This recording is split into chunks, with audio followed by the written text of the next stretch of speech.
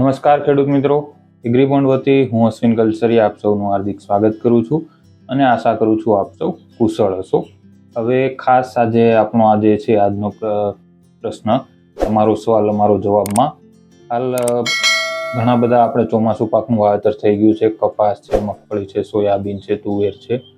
અને હાલ ઘણા ખેડૂત મિત્રોનો જે પ્રશ્ન હમણાં આવ્યો હતો કે મગફળી જે છે ઉગી ગઈ છે, 15 દિવસની થઈ ગઈ છે, જેણે વહેલું વાવેતર કર્યું છે 20 દિવસની થઈ છે, અને પીળા પડવાનો જે પ્રશ્ન છે આવી રહ્યો છે કે ભાઈ મગફળી છે એ પીળી પડે છે. તો આજે આપણે જાણીશું મુખ્યતઃ કે ભાઈ મગફળી છે પીળી પડવાના કારણો શું છે અને તેના આપણે શું ઉપાય કરી શકીએ, શું કરીએ કે જેથી કરીને જે પીળી પડે છે અટકે છે અને ફરીથી લીલીછમ થઈ શકે. તો ખાસ આજના આ વિડીયોમાં આપણે એના ઉપર ચર્ચા કરીશું. આપ સૌ જાણો છો કે હાલ મગફળી છે 15-20 દિવસની મોટાભાગના ખેડૂત મિત્રોને થઈ ચૂકી છે. વરસાદનું પ્રમાણ હમણાં સારું છે, ઘણી જગ્યાએ પાણી પણ ભરાઈ ચૂક્યા છે, એવી પરિસ્થિતિ પણ છે. તો આવામાં મગફળી જે પીળી પડે છે, તો પહેલાં આપણે કારણોની ચર્ચા કરીએ. તો મુખ્યત્વે 4 થી 5 કારણો હોય છે મગફળી પીળી પડવાના. પહેલું જે કારણ છે એ છે લોહ તત્વની ઉણપ. ફેરસ જેને આપણે કહીએ છીએ, લોહ તત્વ કહીએ છીએ, આયરન કહીએ છીએ, એની જે ઉણપ થાય છે એના કારણે મગફળી જે એ પીળી પડતી હોય છે. બીજું જે છે એ છે આપણે સલ્ફરની ઉણપ. સલ્ફરની જ્યારે ઉણપ થતી હોય ત્યારે મગફળી પીળી પડવાના પ્રશ્નો બહુ બધા રહેતા હોય છે. તો આ એક બીજું કારણ છે મગફળી પીળી પડવા માટેનું. ત્યારબાદ આપણે જોઈએ તો કે નાઇટ્રોજનની ઉણપ. નાઇટ્રોજનની ઉણપના કારણે પણ મગફળી પીળી પડવાના પ્રશ્નો થતા હોય છે. અને છેલ્લે વાત કરીએ તો પાણી ભરાઈ જતું હોય ઘણીવાર, તો એના કારણે પણ મગફળી જે છે એ પીળી પડી જતી હોય પાણી ભરાવાના કારણે. આ જે કારણો છે આના કારણે અત્યારે મગફળી પીળી પડવાની શક્યતાઓ વધારે છે. તો અત્યારે એક એક કારણ ઉપર આપણે ચર્ચા કરી, એના માટે શું કરી શકીએ, એની નિવારણ માટે એના ઉપર ચર્ચા કરીશું. તો પ્રથમ આપણે વાત કરીએ કે ભાઈ જે લોહ તત્વ છે એની ઉણપના કારણે મગફળી પીળી પડે છે. તો જે લોહ તત્વ છે એની ઉણપના કારણે મગફળી પીળી પડી જતી હોય તો તમે જોતા હશો ઉપરથી છોડ છે ધીમે ધીમે પીળો પડતો જતો હોય છે. તો આવું જ્યારે દેખાય છે તો આના નિવારણ માટે આપણે શું કરવું જોઈએ? તો સૌપ્રથમ આપ સૌ જાણો છો કે લોહ તત્વ આયરન Fe જે છે એ માટે આપણે ઘણા ખેડૂત મિત્રો હીરાકસી ઉપયોગ કરે છે. સૌ જાણતા હશે હીરાકસી એટલે ઇન શોર્ટ ફેરસ સલ્ફેટ, કે જે તમે અત્યારે સ્પ્રે માટે ઉપયોગ કરતા હશો. તો ચોક્કસપણે તમે વાપરી શકો. પણ ખાસ 1-2 ખેડૂત મિત્રોના અમને ફોટાને જે મળ્યા હતા હીરાકસીના અને બીજા ઘણા, તો એ માટે આપણે કહેવા માંગીએ કે ભાઈ તમે હીરાકસી ઉપયોગ કરો છો તો ઘણા છે છૂટક આપણે ઉપયોગ કરતા હોય છે કે ભાઈ છૂટક જે વેચાણ થતી હોય એનો ડાયરેક્ટ ઉપયોગ કરીએ છીએ. તો એના કરતાં વધારે ઉત્તમ છે કે તમે જે ગ્રેડ છે સારી ક્વોલિટીવાળી મળતી હોય છે એનો ઉપયોગ કરો. કારણ કે આમાં શું થશે, ઘણીવાર હીરાકસીના વધારે પડતા ઉપયોગથી પાન છે દાઝવાની સમસ્યા રહેતી હોય છે. એટલા માટે સારા ગ્રેડવાળી હીરાકસી જે આવતી હોય માર્કેટની અંદર મળી રહે છે એનો ઉપયોગ કરવાનો આગ્રહ રાખવો. તો ખાસ જો લોહ તત્વની ઉણપ હોય છે તો એ માટે 100 ગ્રામ હીરાકસી એટલે કે ફેરસ સલ્ફેટ, એની સાથે 10 ગ્રામ લીંબુના ફૂલ. ખાસ આ દરેક ખેડૂત મિત્રએ ધ્યાન રાખવું. 100 ગ્રામ હીરાકસી લો છો એની સાથે 10 ગ્રામ લીંબુના ફૂલ જરૂરથી નાખવા. કારણ કે હીરાકસી જે છે એ પાણીમાં દ્રાવ્ય નથી, એ સાઇટ્રિક એસિડમાં દ્રાવ્ય છે. અને સાઇટ્રિક એસિડ એટલે આપણે લીંબુના ફૂલ છે એનો ઉપયોગ તમે કરી શકો છો. ડાયરેક્ટ ખાલી હીરાકસી 100 ગ્રામ પંપમાં નાખીને સ્પ્રે કરશો તો પાન દાઝી જવાની સમસ્યા રહેશે, પ્લસ એનો કોઈ ફાયદો નથી થવાનો. આટલા માટે 100 ગ્રામ હીરાકસી એની સાથે 10 ગ્રામ લીંબુના ફૂલ એક પંપમાં નાખી અને તમે જ્યારે આયરન લોહ તત્વની જે ઉણપ હોય છે મગફળીના છોડમાં એના માટે સ્પ્રે કરી શકો છો. આ સિવાય બીજો ઓપ્શન એ છે કે તમે ચિલેટેડ Fe આવે છે 12% IDTA, ચિલેટેડ Fe 12% IDTA એ 20 ગ્રામ પ્રતિ પંપ લઈને પણ સ્પ્રે કરી શકો છો. Feની લોહ તત્વની ઉણપ હોય તો ચિલેટેડ Fe જે આવે છે આયરન 12% એનો તમે ઉપયોગ કરી શકો છો હીરાકસીના બદલે. પણ ખાસ હીરાકસી ઉપયોગ કરો છો તો પાણીમાં દ્રાવ્ય નથી, સાથે 10 ગ્રામ લીંબુના ફૂલ નાખવા. ત્યારબાદ વાત કરીએ સલ્ફરની ઉણપ. હવે સલ્ફરની જે ઉણપ છે ને એ મોટાભાગે લોહ તત્વની ઉણપથી થોડીક અલગ પડી જશે. કારણ કે સલ્ફરની ઉણપના કારણે જ્યારે છોડ પીળો પડે છે તો મોટાભાગે એના પાન છે ને એક આમ કલર વગરના એકદમ સફેદ જેવા થઈ જતા હોય છે. પીળાશ પડીને પછી સફેદ જેવા પાન થઈ જતા હોય. આ સાથે જ એ છે કિનારીઓથી બળવાની ધીમે ધીમે શરૂઆત પણ થતી હોય છે, એટલે કે કિનારીઓથી દાઝવા લાગે છે. તો ખાસ આ છે સલ્ફરના સિમ્ટમ્સ, સલ્ફરના લક્ષણો જ્યારે મગફળી પીળી પડતી હોય ત્યારે. તો ખાસ કરીને જ્યારે પણ સલ્ફરની ઉણપ હોય, જે ખેડૂત મિત્રો પાયામાં SSP સિંગલ સુપર ફોસ્ફેટ આપેલું છે, તો મારા ખ્યાલ પ્રમાણે હાલ સલ્ફરની ઉણપના એમને કોઈ પ્રશ્ન નહીં રહે. SSP સિંગલ સુપર ફોસ્ફેટની જગ્યાએ જો તમે DAP આપેલું છે તો બની શકે કે સલ્ફરની ઉણપ આવી શકે.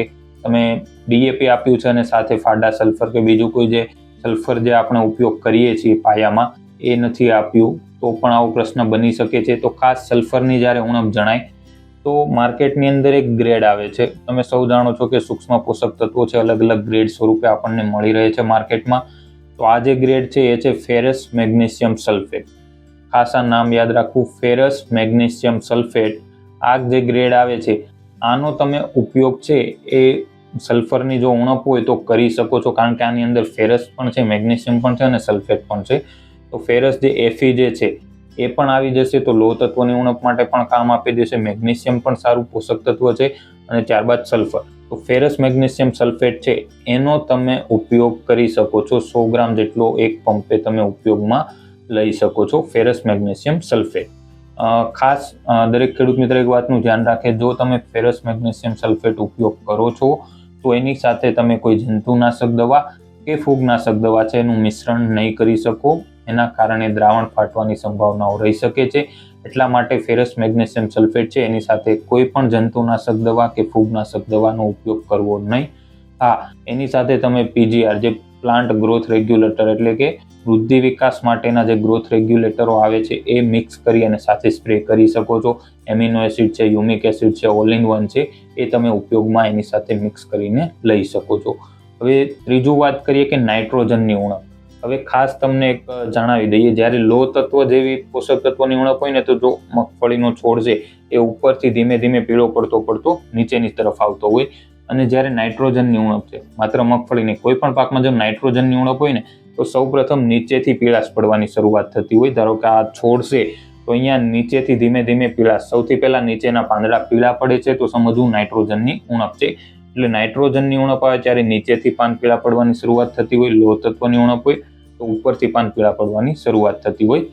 તો જો નાઇટ્રોજનની ઉણપ હોય, હવે નાઇટ્રોજનની ઉણપમાં એવું થઈ શકે કે આપણે એમોનિયમ સલ્ફેટ છે પાયામાં ના આપ્યું હોય, માત્ર SSP કે MOP આપી દીધું હોય, અથવા તો બીજા કોઈ કારણોસર આગળ જતા પણ જો નાઇટ્રોજનની ઉણપના કારણે મગફળી પીળી પડે છે તો એના માટે બેસ્ટ છે કે તમે યુરિયાનો ઉપયોગ કરો, પણ એનું દ્રાવણ સ્વરૂપે. કઈ રીતે? યુરિયાનું 1% જે દ્રાવણ હોય છે એ બનાવી અને એનો ઉપયોગ કરવો જોઈએ. હવે 1% દ્રાવણ કઈ રીતના બનાવવું? તો તમારે 150 ગ્રામ યુરિયા, આપણા એક પંપ 15-16 લીટરનો જે પંપ છે એની અંદર 150 ગ્રામ યુરિયા ઓગાળી અને એનો સ્પ્રે કરી દેવો જોઈએ.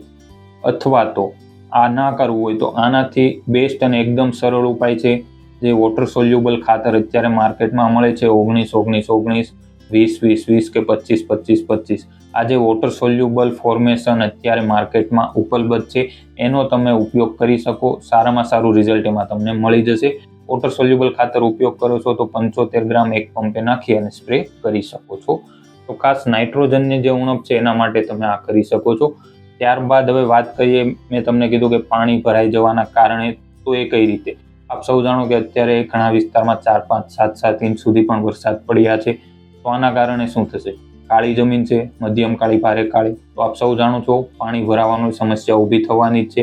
અને જો પાણી ભરાઈ રહેશે, કોઈ પણ પાક હોય, પાણી ભરાઈ રહી એટલે એક તો ઓક્સિજન નથી મળતો પૂરતો, આ સિવાય છોડ છે પૂરતા પ્રમાણમાં પોષક તત્વો શોષણ નહીં કરી શકે અને આના જ કારણે છોડો એ પીળો પડી જતો હોય છે. તો આના માટે તો બેસ્ટ છે કે તમે સૌપ્રથમ તો પાણી છે એના નિકાલની વ્યવસ્થા કરો કે ભાઈ ખેતરમાં વધારે સમય પાણી ના ભરાઈ રહે, જલ્દીથી નીકળી જાય. મધ્યમ કાળી, ભારે કાળી જમીન છે તો વધારે ઉતાવળ થોડીક જલ્દી રાખવી પડે કે ભાઈ પાણી જલ્દીથી નીકળી જાય, કારણ કે એ પાણી જલ્દીથી શોષણ પણ નહીં કરે અને ભરાવો રહેશે તો કોઈ પણ પાક હશે પીળો પડી જશે. તો ખાસ તો પાણી છે એના નિકાલ, અને ત્યારબાદ જે મેં આગળ કીધું PGR જે છે પ્લાન્ટ ગ્રોથ રેગ્યુલેટર્સ, એનો તમે સ્પ્રે કરી અને વૃદ્ધિ વિકાસ અને લીલાછમ રાખવા માટે ઉપયોગ એ સમયે કરી શકો છો. તો હાલ આ જે મુખ્યત્વે પ્રશ્નો છે મગફળી પીળા પડવાના, એના મુખ્ય કારણો આ છે અને એના નિવારણ આપણને જણાવી દીધા. લોહ તત્વની ઉણપ છે, હીરાકસી અને લીંબુના ફૂલ છે મિક્સ કરી એનો ઉપયોગ કરો, અથવા તો ચિલેટેડ એફીનો ઉપયોગ કરો આયરનનો.